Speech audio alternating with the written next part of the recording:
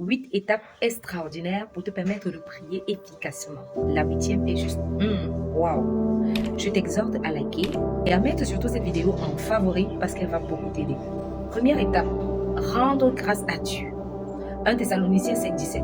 La Bible déclare rendez grâce en toutes choses, car c'est à votre égard la volonté de Dieu en Jésus. Deuxième étape, louer Dieu. Hébreux 13,15. Par lui, offrons sans cesse à Dieu un sacrifice de louange, c'est-à-dire le fruit des lèvres qui confessent son nom. Troisième étape, confesser nos péchés. 1 Jean 1,9. Si nous confessons nos péchés, il est fidèle et juste pour nous les pardonner et pour nous purifier de toute iniquité. Quatrième étape, demander au Père. Matthieu 7,7. Demandez et l'on vous donnera. Cherchez et vous trouverez. Frappez et l'on vous ouvrira.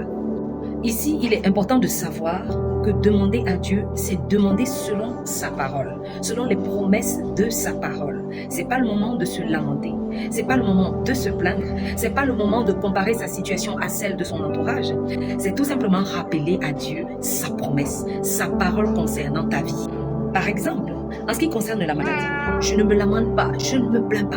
Je rappelle à Dieu ce qu'il a dit dans sa parole. Par ses meurtrissures, je suis guéri. Je me tiens sur cette parole et je déclare ma guérison au nom puissant de Jésus-Christ.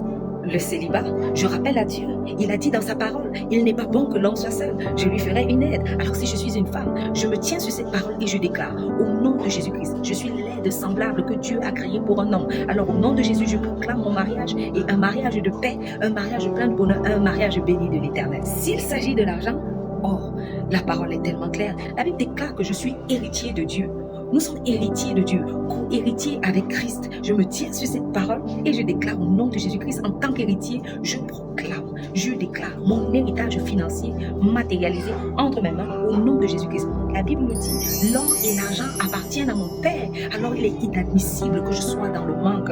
Il est inadmissible que je sois dans la pauvreté financière. J'ordonne au nom de Jésus-Christ que la promesse de mon Père s'accomplisse maintenant. S'il s'agit de la délivrance, c'est très simple. La parole de Dieu est claire. C'est pas le moment de présenter à Dieu les gens qui te poursuivent dans les rêves. C'est pas le moment de dire, Seigneur, on m'a fait manger dans les rêves. Psaume 27.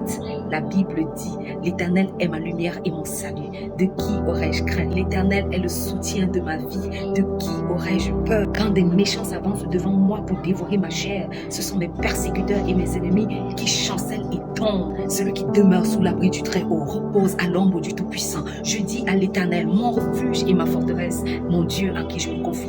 Car c'est lui qui me délivre du filet de l'oiseleur, de la peste et de ses ravages. Il me couvre de ses plumes et je trouve un refuge sous ses ailes. Sa fidélité est un bouclier et une cuirasse. Je ne crains ni les terreurs de la nuit, ni la flèche qui vole de jour, ni la contagion qui frappe en plein midi. Que 1000 tombent à mon côté, 10 000 à ma droite. Je ne serai pas atteint. De mes yeux seulement, je regarderai et je verrai la rétribution des méchants.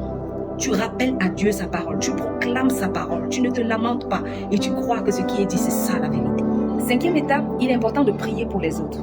Prière égoïste, no way. Prier pour nos autorités, nos enseignants, nos gouvernements, nos parents, nos frères, nos sœurs, notre voisinage. C'est très important. 1 Timothée 2, 1 à 4.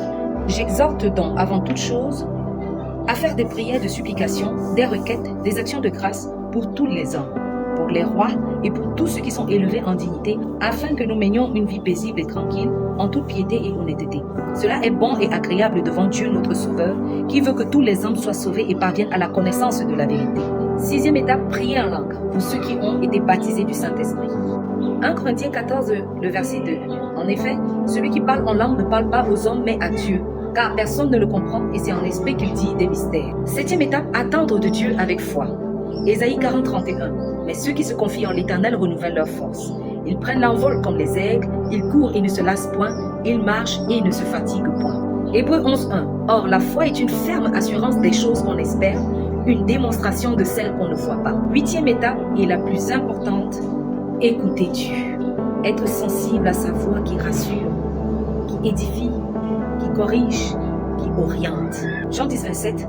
Mes brebis entendent ma voix, je les connais et elles me suivent. Que Dieu vous bénisse. Amen.